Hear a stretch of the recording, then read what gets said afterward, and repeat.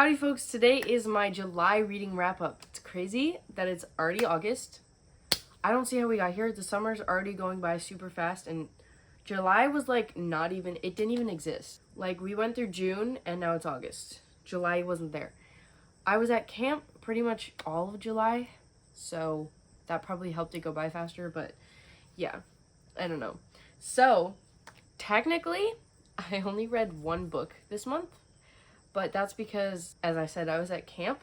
So, I'm just going to be telling you the audiobooks I listened to, the one book I did read, and then I'll talk about the books that I started. Because it was kind of a weird month. I started a book, and I wasn't really in the mood for it, and then I started, like, two others. So yeah, I'll be telling you guys about those. The first book is Hotel Magnifique by Emily J. Taylor. I can't talk. I don't know why. But this is a fantasy romance, I'm pretty sure. And it's about the hotel that travels around, and it's magic, and most magic is dangerous, but this is like the only magic that they have been able to find that's not dangerous. So a bunch of people, like a specific amount of people, are invited to stay at the hotel, and they have this whole magical stay, and then once they leave, they forget. I forgot what the main character's name is, but she and her sister, her younger sister is like 12 maybe, they don't get tickets, but they need work, so they think, oh, we should apply for the hotel to be like on the staff. And the younger sister sings really well, so she would be like a singer for the guests, and the older sister would just be like a maid or something, unless she could find a gig. And so that's how it starts. There's a whole bunch of stuff that goes on. As I always say that because I don't really know. So it took me a little bit to get into this, and I actually got the audiobook because I couldn't fully get into it. But yeah, so this is about magic. It's like a mystical hotel. And now that I've started listening to the audiobook, which goes by a lot faster than reading for me, I'm starting to actually enjoy it because like the story is progressing and things keep going wrong or she gets in trouble. But yeah, it's a interesting storyline, and I'm sure I'll love it once I finish it. Okay, the next one is Jane. Thanks, Thomas. We really needed that interruption. The next book is Jane Eyre by Charlotte Bronte. This is a chunky book, but it's actually not as big as it looks. It's just these pages are super thick. This is a classic novel. It's a romance classic. It's mainly just following Jane Eyre's life, and she didn't have a great childhood growing up, and then she gets sent to boarding school. I enjoyed it a lot so far. I got 145 pages into this, and it's really actually quite enjoyable. It's slightly harder to read because it's like older English, but it's not that bad. Especially if you've read a Jane Austen book, this is like kind of easy compared to that. Especially compared to Charles Dickens. This is so much easier than Charles Dickens. The next book is The Rom-Commers by Catherine Center. This is an adult romance, but I'm pretty sure it's closed door, so there's no spice, but it kind of heavier topics, and it's about this writer who isn't very known yet, and then she gets a writing gig with this really famous guy, and she has to like help him write a rom-com because he's really bad at it. Yeah, that's the gist of it. I thought it was an enemies to lovers, but it's not really at all. So yeah, just like look it up because I have no idea. I'm halfway through now, but I think I only got 120 pages in while at camp. I also only got 75 pages into this. So 75 pages, 120 maybe, and then 140. And finally, the book that I actually finished is The Vanishing Stair by Maureen Johnson. The Vanishing Stair, this is the second book in the Truly Devious series. I don't know what it is about the series that I like, because it's a little slow at the beginning, but then it picks up. But I just love reading it. I don't know why, because there's like nothing going on at the beginning, but it's just so good, and I love it, and it just went by super fast. This one starts off Oh my goodness. It ends on a cliffhanger. And I went out the evening before I finished this book. I went out to Barnes and Nobles and I bought a different book. And I looked at the third book of this and I was like, should I get it? Maybe, but I won't. And I bought the other book instead. And I regretted it immediately because it ends on a cliffhanger and I hate myself for not buying it. But we don't talk about that. This book, honestly, is probably like a 5-star, but it's probably more like a 4.5. But I think it's a 5-star because I just loved it so much. Even though the beginning was slow, I just love following the characters and seeing what's going on. But the beginning was just like nothing happened for the first 100 pages. So, I don't know. This is a mystery, if I didn't say, a YA mystery with a little bit of romance. It's like, it's not a love triangle. There's a person that I'm rooting for to become the love interest. I could be delusional, but I probably am delusional, but I started highlighting at the end. I started highlighting the things he would say because I'm delusional, but I just love him so much. He's not even suggested as a person that could be a part of the romance, but I would love it so much if they ended up together because he's so perfect. I love him. But yeah, people died. Oh, this is about a school, Ellingham Academy or something like that. It's a rich guy who died a bit ago, that decided to make a school, and I think the tuition's free, but very few people get in. And in 1937 or something, there was a kidnapping of Ellingham's children, or daughter and wife, and then some student dies, and they thought they closed the case, but nobody actually, okay, not nobody.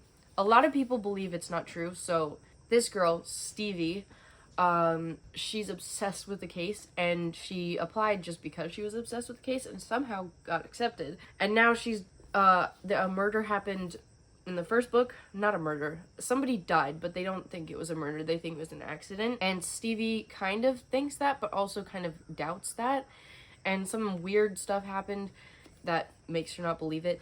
And the second book, she's looking into it, especially into the original Ellingham case. She's getting a lot more clues, and she starts working with somebody who is writing a book about the case, who wants inside information. And yeah, it's really interesting. I loved it. I just love the way this book feels when I read it, because it's just like, it's perfect fall vibes, even though it's summer right now. I just love it. So, yeah. I can't wait to read the rest of the series. I hope it just gets better. I can't tell you why I love it. I just do. Well, I guess I did tell you why I love it, but whatever. Okay, on to audiobooks. I listened to probably like 5 audiobooks. So, the first audiobook that I listened to is The Selection by Kira Cass, I think. So, this was super popular, I think, a bit ago, and a lot of people have talked about it and saying how much they love it. And from the cover, I just was like, I doubt I'll like that at all. And then I heard somebody talk about it. It was a short or a reel or something on Instagram, and they just said how much they loved it. So I was like, maybe I'll give it a try. And I didn't have any audiobooks at the time, so I just searched it, and it was ready to borrow. So I got it, and I started listening to it, and I actually really enjoyed it. And I was doing a lot of packing and cleaning at the time, so I just went through it super fast. I finished it in 2 days. And then I got the second book, The Elite, which then I also finished in 2 days. So it was overlapping. So the third and the fourth was the first book, and then the fourth and the fifth was the second book. And then I got the third book because they were all ready to borrow somehow. It was absolutely perfect. So I finished the entire series in like 3 days. Not 3 days. What? The third, the fourth, the fifth, and the sixth. 4 days. I finished the entire series in 4 days. It was wonderful. I loved it. So this is dystopian? I have no idea what the genre is at all. But it's about kind of trials. They're not actually trials. It's like a reality TV show, but in the olden days, but also in the new days. That was stupidly confusing. Okay, so it's like Hunger Games time. So it's in the future, but the things seem like they're outdated. So they have like wars going on, and it's kind of like the Hunger Games government system. It's kind of like that. And there's like different levels of people and they do different things. So it's like that in Hunger Games. But they have this prince and he's looking for a wife. So they have challenges or trials or whatever where these girls get chosen and they go and see if they want to become his husband. This girl, she does not want to marry the prince, but her boyfriend that she's not allowed to be dating, that she's dating in secret, tells her that she should apply. And somehow, of course, she gets chosen. This book series was actually really good. I didn't expect to love it so much, and it's why, if I didn't already say that, and it was just super fun to listen to. It went by so quick. It was literally like reality TV shows where they do, well, not reality, dating TV shows. I don't know what I'm talking about. But yeah, it was really fun to listen to. I gave all those 4 stars. The third book, I gave 4.25. I guess I liked that one better. They all kind of mesh together at this point, so it was really fun and entertaining. The next audiobook I listened to was The Midnight Library by Matt Haig. Sorry, I don't think that was right. I also can't read my handwriting, so that's a problem.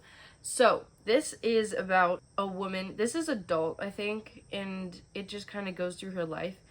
And there's very heavy topics, including suicide. So, trigger warnings, look them up if you need to. So it's this girl who, she doesn't like her life at the moment, and she's about to commit suicide, but then she wakes up in this midnight library where the time doesn't change.